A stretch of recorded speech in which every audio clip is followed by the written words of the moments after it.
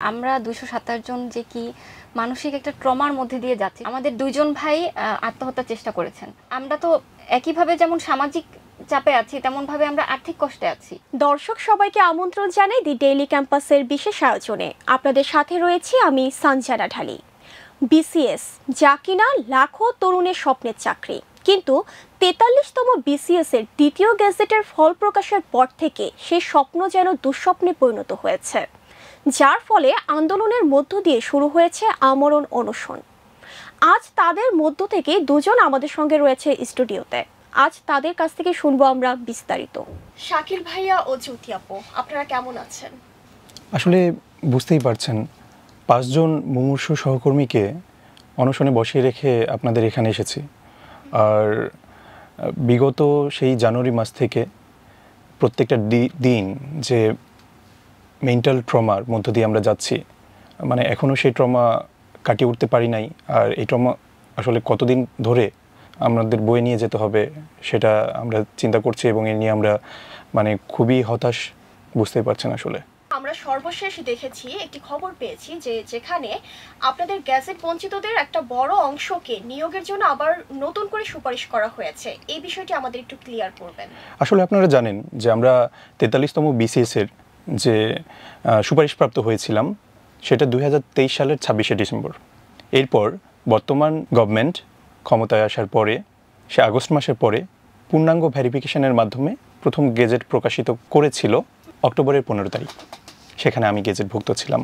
আমার সাথে অনেকেই গেজেটভুক্ত ছিল যারা দ্বিতীয় গেজেটে বাদ পড়েছে। তো পরবর্তীতে সেখানে আমাদের যোগদানের ডেট ছিল যেখানে 17 নভেম্বর।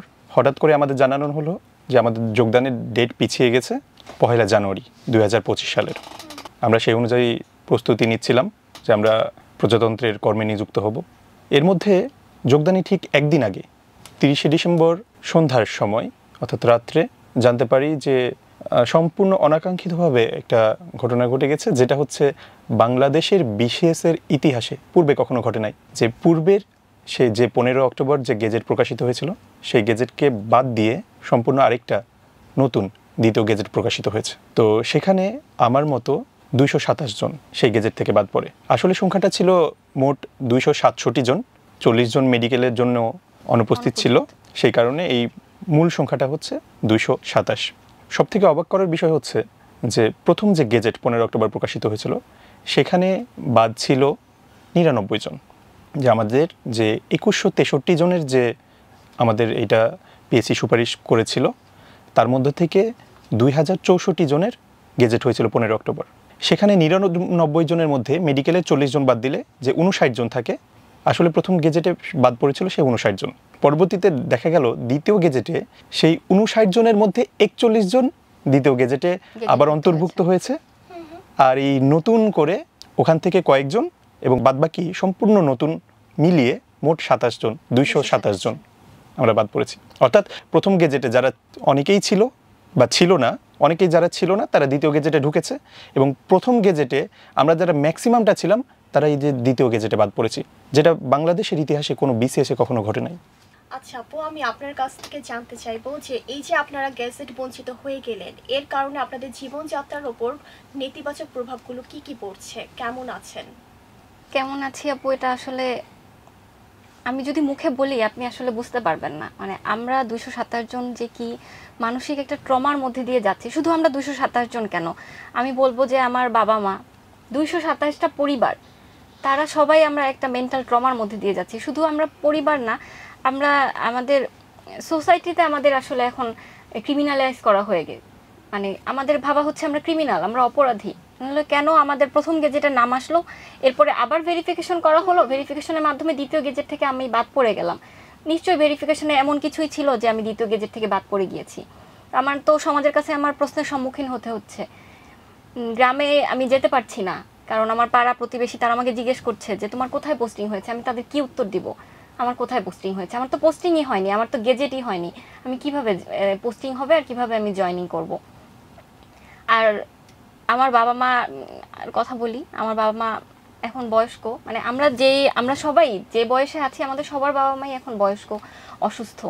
তাদের কাছে আমরা ছিলাম একটা আশার আলোর মতো। যখন আমরা তাদেরকে নিউজটা দিলাম যে আমরা বিসিএস এ সুপারিশপ্রাপ্ত হয়েছি, এর থেকে খুশির সংবাদ মনে হয় না আমরা মানে জীবনে তাদেরকে আর দিতে পেরেছি এবং তাদেরকে এত খুশি করতে পেরেছি। এরপরে যখন আবার আমরা তাদেরকে বললাম যে আমাদেরকে জয়েনিং হচ্ছে না, তো এর থেকে কষ্টের তাদের জন্য আর কিছু নেই। এমনও আমাদের এক ভাই আছে, তার মা কয়েকদিন আগে স্ট্রেসে স্ট্রোক করেছেন। আমাদের 2 জন ভাই আত্মহত্যার চেষ্টা করেছেন। কারণ আমরা তো একইভাবে যেমন সামাজিক চাপে আছি, তেমনভাবে আমরা আর্থিক কষ্টে আছি।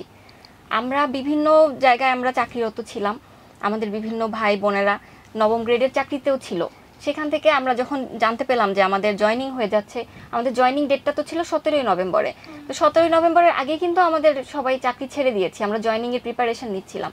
তারপরে যখন অনাকাঙ্ক্ষিতভাবে আমরা দেখলাম যে আমাদের জয়েনিংটা পিছিয়ে আবার 1 জানুয়ারি করা হলো, তা আমরা মেনে নিয়েছি যে ঠিক আছে 1 জানুয়ারি। এই ইন দ্য মিন টাইম আমরা কিন্তু অনেকে চাকরি ছেড়ে দিয়েছি এবং আমি নিজে, আমার ব্যাংকের ভাইবা ছিল, আমি ভাইবা অ্যাটেন্ড করিনি, বিভিন্ন চাকরিতে অ্যাপ্লিকেশন করা ছিল, আমি সেই পরীক্ষাগুলো দিইনি। মানে আমার উদ্দেশ্যই ছিল যে আমি বিসিএস ক্যাডার হব, বিসিএস এ জব করব। জি, তো স্বপ্ন তো আমি পূরণ করে ফেলেছি, এখন তো আমার আর দরকার নেই এই চাকরিতে পরীক্ষা দেওয়ার। সেখান থেকে আমি যখন দেখলাম যে জয়েনিং এর একদিন আগে আমার স্বপ্নটা ভেঙে আসলে খান খান হয়ে গেল, তখন আমি আসলে বাকরুদ্ধ হয়ে গিয়েছিলাম। আমার গেজেটটা আসলে, আমি ম্যারিড, আমার হাজব্যান্ড দেখেছিলেন, তো উনি আমার মানসিক অবস্থা কী হবে বুঝতে পারে উনি আমাকে বলছিলেন যে তুমি দেখো না এটা, কারণ উনি বুঝতে পারছিলেন যে আমি এটা নিতে পারবো না। তো আমাদের মধ্যে আরেকটা আপু আছেন, উনি এই স্ট্রেসে ওনার মিসক্যারেজ হয়ে যায়, উনি প্রেগন্যান্ট ছিলেন। তো এরকমভাবে আমাদের 227 জনের 227টা গল্প আছে। আমাদের যে ভাই 5 জন ভাই অনশনে আছেন, আপনারা অলরেডি জানেন, তাদের মধ্যে দেবাশিস দা যিনি আছেন, উনি চা বাগান থেকে মানুষ হয়েছেন, ওনার মা একজন চা শ্রমিক। সেখান থেকে উনি এই এত দূর পর্যন্ত উঠে এসেছেন, কি পরিমাণ স্ট্রাগল করে উনি এখানে আসছেন, মানে আমার চিন্তার বাইরে। আমি কিন্তু এই স্ট্রাগলটা করে আসিনি, আমি বুঝতেও পারবো না ওনার স্ট্রাগলটা। আমার স্ট্রাগল ছিল আমার সাথে, কারণ আমার আলহামদুলিল্লাহ আমার বাবা মা আমাকে সব ফ্যাসিলিটিস প্রোভাইড করেছিলেন যে আমি যেন আমার পড়াশোনাটা ঠিকমতো করতে পারি।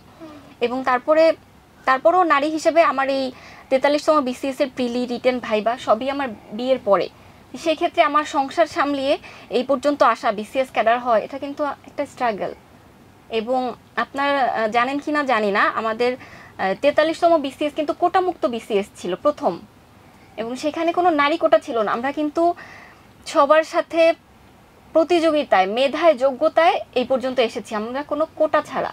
তো সেখানে আমাদের নারীদের জন্যও কিন্তু এটা একটা চ্যালেঞ্জ ছিল যে বেশিরভাগই মেয়েরাই আমাদের অনার্স মাস্টার্সের পরে কিন্তু বিয়ে হয়ে যায়, তারপরে সংসার সামলিয়ে, শ্বশুরবাড়ি সামলিয়ে, এরপরে এই পড়া, বিসিএস এর পড়ার যে কষ্ট, যে ধৈর্য, এই চাপটা নিয়ে যে ক্যাডার হওয়া, এরপরে যখন আমি জানতে পারি যে আমি আর ক্যাডার নেই, আমি আর আমার চাকরিতে জয়েন করতে পারছি না, তখন আসলে আমি নিজে আমার ইমোশন কন্ট্রোল করেছি আমার বাবা মায়ের জন্যে, যে আমি যদি এখন ইমোশনাল হয়ে যাই আমার বাবা মাকে আমি কি জবাব দিব। মানে আমার বাবা মা ইমোশনাল হয়ে যাচ্ছে, আমার বাবা মা, এই যে আমি আমার ভাইদের সাথে আছি, রীতিমতো কল করে জিজ্ঞেস করছে সারাক্ষণ যে ওরা কেমন আছে, এই যে 5 জন অনশনে আছেন তারা কেমন আছেন, যিনি হসপিটালে আছেন তারা কেমন আছেন। আমার সাথে আমার বাবা মা এখন এই 227 জন্য চিন্তা করছেন। এরকমভাবে সবার বাবা মাই, আসলে এই গল্প বললে শেষ হবে না।